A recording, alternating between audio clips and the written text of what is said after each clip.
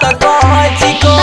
चल चाहे गाल में सटाई के गे फोन देखे चाहे छौरा त कहे छी को हमारा न मत लैली कहां जाय छी भोर हरिया में गे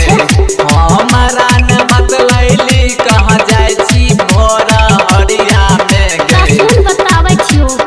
अगला गलिया हरिया मेरे पिछला गलिया इंजरिया में अगला गलिया हरिया मेरे पिछला गलिया इंजरिया में बुझली सिंगिंग बाय पिंटू प्रेमी अगला गलिया हरिया मेरे पिछला गलिया इंजरिया में के करा गे देलही गे छौरी जाने छियो बात गे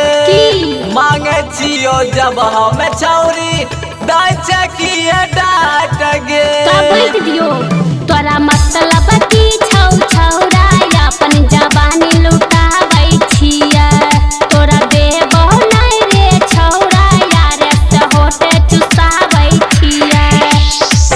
जो बना चुसाबै छी खूब जाय के गेरा हरिया में जो बना चुसाबै छी खूब जाय के गेरा हरिया में तोर किया करे फाटे छो अगला गलिया हरिया मेरे पिछला गलिया इंजरिया में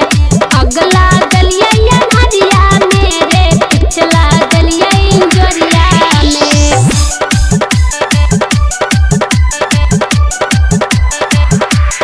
अगला गलिया हरिया मेरे पिछला गलिया इंजरिया हाँ हाँ ये कबार देना छौरी हमारा तकी सगे कहे जो पिंटू परे में राइट